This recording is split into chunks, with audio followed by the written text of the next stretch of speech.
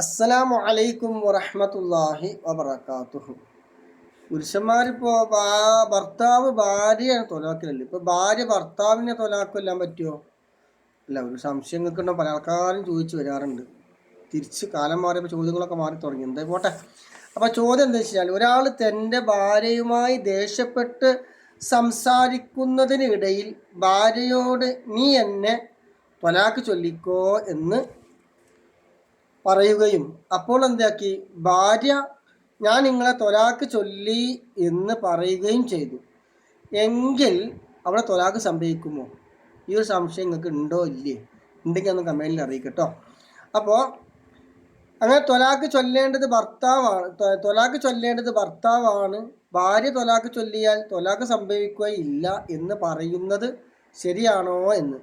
ഇന്നിപ്പൊക്കെ തിരിച്ചാണ് വരും. നാട്ടിൽ നമ്മൾ ഫോൺ വിളിക്കുന്ന സമയത്തൊക്കെ എന്ത് ചെയ്യും, ഇന്ത്യയിൽ ചെറിയ ഇഷ്യൂസൊക്കെ ഉണ്ടെങ്കിൽ ചൂട് കയറും. ഇവിടെ അല്ലെങ്കിൽ തന്നെ ചൂടിൻ്റെ തലപ്പിരാന്ന് പിടിച്ച് ജോലി തിരക്കും ഇതൊക്കെ ആയിരിക്കും. അപ്പോൾ സമാധാനത്തിനുണ്ട് വീട്ടിലേക്ക് വായിക്ക് വിളിക്കുമ്പോൾ അല്ലെങ്കിൽ വിളിക്കുന്ന സമയത്തേക്ക് അവിടെ ഇങ്ങോട്ട് അതിനും വലുത് കിട്ടുക. അപ്പോൾ ആ ചൂടിൻ്റെ ഇടയിൽ കൂടി ഇങ്ങനെയൊക്കെ പറഞ്ഞു വരാറൊക്കെ ഉള്ള ആളുകളൊക്കെ ഉണ്ട്, പൊതുവെ കേൾക്കുന്ന കാര്യങ്ങളാണല്ലോ. അപ്പോൾ അതിന് ഉത്തരം ഞാൻ ചെറുതായിട്ട് ചെറുമട്ടത്തിലൊന്ന് പറഞ്ഞുതരാം. തൊലാക്ക് ചൊല്ലേണ്ടത് ഭർത്താവാണെങ്കിലും തൊലാക്ക് ചൊല്ലാൻ ഭർത്താവ് ഭാര്യയെ തന്നെ ഏൽപ്പിക്കുകയും അങ്ങനെ ഭാര്യ സ്വന്തത്തെ തൊലാക്ക് ചൊല്ലുകയും ചെയ്യുന്ന വകുപ്പുമുണ്ട്. ഈ വകുപ്പിലൂടെ ഭാര്യ സ്വന്തത്തെ തൊലാക്ക് ചൊല്ലിയാലും തൊലാക്ക് സംഭവിക്കുന്നതാണ്. പക്ഷേ ഈ ചോദ്യത്തിൽ നീ നിന്നെ തൊലാക്ക് ചൊല്ലുക എന്നല്ലേ? അപ്പം നീ എന്നെ തൊലാക്ക് ചൊല്ലിക്കോ എന്ന് ഭർത്താവ് പറഞ്ഞിട്ടുള്ളത് ഞാൻ എന്നെ തൊലാക്ക് ചൊല്ലി എന്നല്ലേ?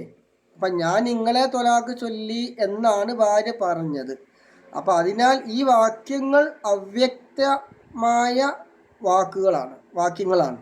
അപ്പം തൊലാക്ക് ചൊല്ലാനുള്ള അധികാരം ഭാര്യയെ ഏൽപ്പിക്കുന്നു എന്ന ഉദ്ദേശത്തിൽ ഭർത്താവും സ്വന്തത്തെ തൊലാക്ക് ചൊല്ലുന്നു എന്ന ഉദ്ദേശത്തിൽ ഭാര്യയും മേൽവാക്യങ്ങൾ അങ്ങനെ പറഞ്ഞതാണെങ്കിലേ അതുകൊണ്ട് തൊലാക്ക് സംഭവിക്കുകയുള്ളൂ. അപ്പോൾ തൊലാക്ക് സംഭവിക്കുന്ന രൂപം മനസ്സിലായല്ലോ.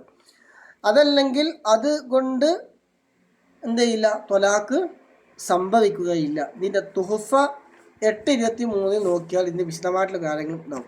ഇനിയിപ്പോൾ ഞാൻ പറഞ്ഞത് മനസ്സിലായിട്ടില്ലെങ്കിൽ ഈ പറഞ്ഞതിൻ്റെ കാര്യങ്ങളൊക്കെ ഞാൻ ടെക്സ്റ്റായിട്ട് കമൻറ്റ് ബോക്സിൽ പിൻ ചെയ്ത് വെക്കുക.